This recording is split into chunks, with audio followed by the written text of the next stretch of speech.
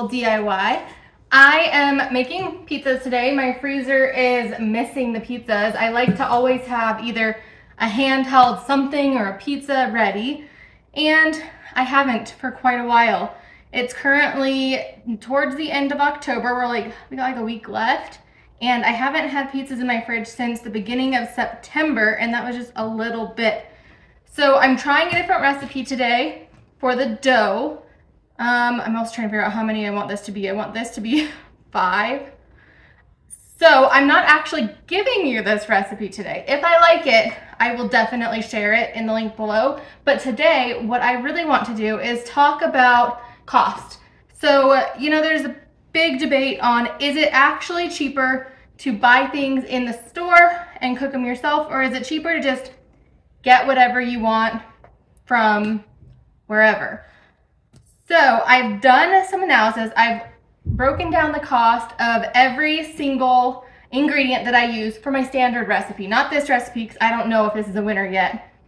And I've figured out how much it costs per pizza. Now, what I need to do is see how much weight each of my pizzas are, like how much they each weigh, because it's possible that my pizza is somewhere, within the range of where of the store-bought pizzas. The store-bought pizzas were all around $4.50 to $5 each, and they ranged. And I don't remember the ranges, but I will get to that a little later in this video. So I am just going to be making these pizzas for you to watch while we talk about some money. All right, we are going to talk all about the cost of these pizzas, but before we do, I wanted to tell you my review of this pizza dough. I was using a recipe that's called a Domino's copycat recipe, and the jury is still out. The flavor is good, but I think I went wrong with how I prepared the dough. Typically, I use a pizza stone, and I kind of do a rotation where I have 2 or 3 pizzas on the stone at a time, and that's how I par bake them. And in this video, I actually put them all on a cookie sheet and then baked them in the oven for 5 minutes on that cookie sheet. The reason I did it that way this time is because my oven was already preheated, and I didn't want to put a cold pizza stone into a hot oven, and I also didn't want to wait long enough for the oven to cool down completely. So I chose to just stick them in the oven, and I think that was kind of a mistake. I did let them cool on a cooling rack, but they just, it wasn't crispy on the bottom like I like. So totally could be my fault on the dough.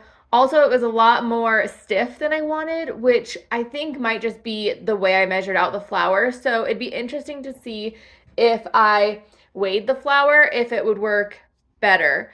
So I will try this recipe again, but if you want to see how I typically make my pizzas and the recipe that I use that I'm going to be using for this analysis, definitely go check out my pizza video. I will link it down below. So let's start talking about all the numbers. So I went through and I figured out for all of the ingredients how much it costs to buy that ingredient at the store. I figured out how much of that ingredient comes in the package, and then I figured out how much of the package I use based on the quantity needed for the recipe. So I broke it down to be only the cost of the ingredients used in the recipe, not the ingredients bought in the recipe. So I'm assuming with this that I am going to use up all of the additional ingredients somewhere else, and I'm not factoring those into this because they weren't actually used. So for something like yeast, you might buy a packet of yeast, but you have 3 packets that come in the package. So we would want to make sure not to count all 3 of those and then use those for a different recipe. So let me tell you all of the ingredients that I calculated for this recipe. Flour, yeast, sugar, oil, salt, sauce, tomato paste, spices, cheese, pepperoni, olives, and a little bit more oil for brushing the tops. So I definitely saved money on the tomato sauce because I used my home canned sauce, and really the only cost that I had there was the lid, because I'm using seeds that I just keep using year after year, and I just stick them in the ground, and I'm not counting water in the cost because I would still need to water that spot, whether it was tomatoes or, a regular old bush. So I figure the water is what it would be regardless of if I had a vegetable garden.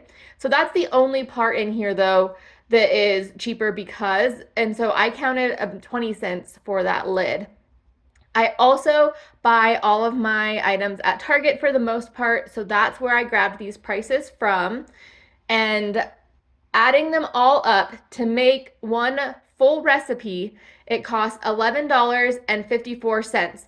And I definitely, in this video, if you notice from the first few clips of the mixer, I started by putting all the dough into the mixer, and then I remembered that I wanted to double the recipe, so I added the amount to double the recipe just on top of the dough that was already in. And this is the day that I killed my KitchenAid. I think it might actually still be working. I might have just overheated it, but this is the pizza dough where it definitely just started smoking and completely shut off during the middle of mixing this dough. So that was an interesting experience. Okay, but 11.54 for a whole recipe, and one recipe leads to 2 or 3 pizzas depending on how large you want them. And I did the math that when I break this down into 5 pizzas per recipe, we get 11 to 12 ounces, which means the dough and all the full recipe together leads us to 55 to 60 ounces worth of pizzas, like full finished pizzas, which is huge. So my first question is, if I were to make large pizzas, would the math work out? So I looked at my Target app, and large pizzas are 20 or 25 ounces. And the 20-ounce pizza that I saw was $5.19. The $25 pizza that I saw was $7.50. Actually, I think there was one that was $7.29 and one that was $7.79, so I kind of just middle of the ground put the number there. Mine though, so compared to the $5.19 for the 20 ounce, mine came out to $4.20. And then compared to the $7.50 for the 25 ounce, mine came out to $5.25. So we definitely are saving money making these on our own. The only thing then that I didn't consider is, the time. But I also figured if I wasn't making pizzas, I'd probably just be watching somebody on YouTube, or even watching someone on YouTube while I'm making pizzas. So I mean, that's definitely a factor. If you're really, really busy, sometimes, time is money. So do you have more time or do you have more money? Which one? You got to weigh that. But I didn't make regular size pizzas today. I made mini pizzas. So I mentioned earlier in this video that mini pizzas were somewhere around $4.50 each.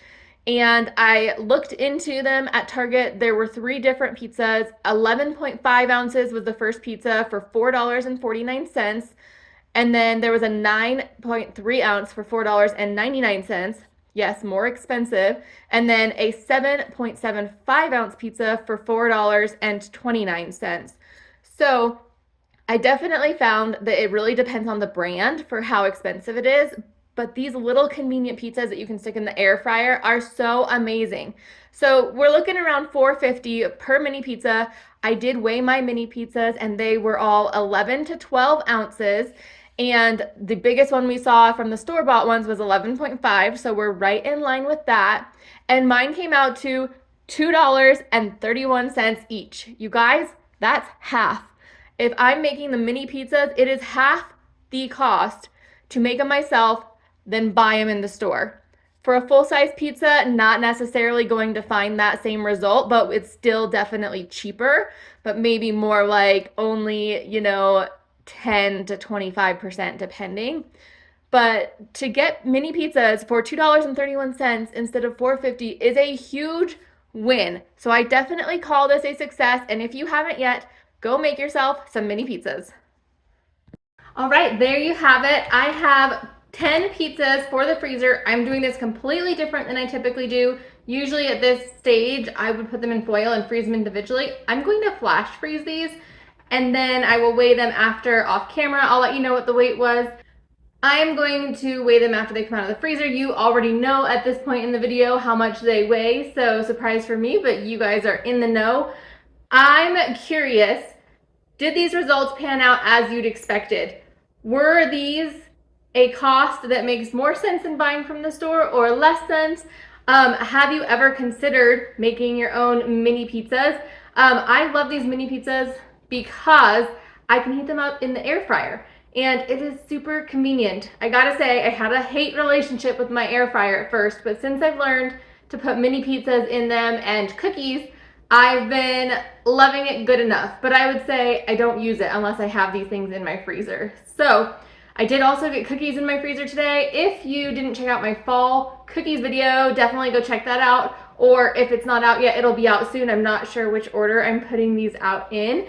But I'm very happy to finally have these pizzas in the freezer again. And of course, I'll let you know if I liked this dough recipe better than the one that I normally use. We'll see. All right, if you enjoyed this video, please give it a thumbs up. If you haven't already, please consider subscribing. I would love to see you here all the time. And I will see you next time. Bye-bye.